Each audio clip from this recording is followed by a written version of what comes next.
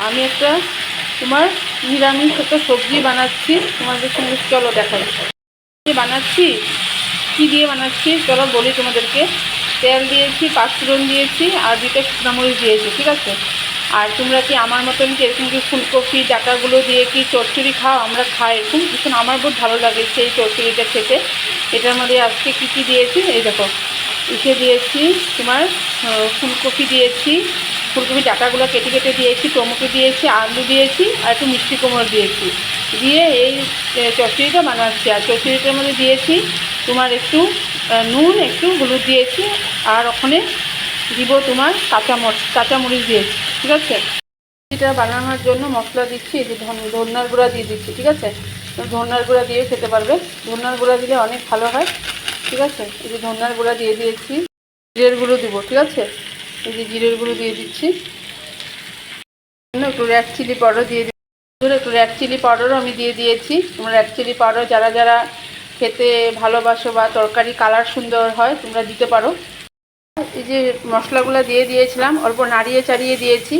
এখন ভাজা ভাজা একটু সবজিটা হয়ে গেলে তারপরে একটু ঝোল দিয়ে দেবো। তো বন্ধুরা তরকারিটা মশলাটা ভাজা ভাজা হয়ে গিয়েছে, এখন ঝোল দিয়ে দেবো, ঠিক আছে।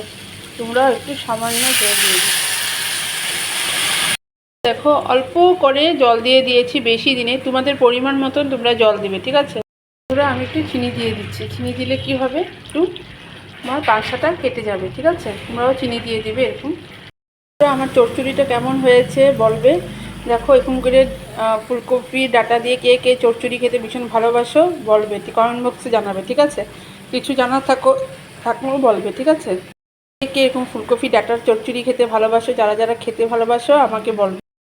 মিষ্টি কুমড় ভাজা খেতে কে কে ভালোবাসো আসো, আমি তো খুব ভালোবাসি। দেখো এখানে একটু মুগ ডাল বানাচ্ছি, মুগ ডালটাকে একটু ভাজা ভাজা করে নেবো, ঠিক আছে। দেবো, এটার মধ্যে পাঁচফোড়ন দিয়েছি, শুকনো মরিচ দিয়েছি, ঠিক আছে। এখানে কারি পাতা আর টমেটো দিয়ে দিয়েছি। বন্ধুরা দেখো আমার কারি পাতা ডালটা মুগ ডালটা হয়ে গিয়েছে, উতলাচ্ছে। তো দেখো একটু বাটার দিয়ে দিচ্ছি, ঠিক আছে।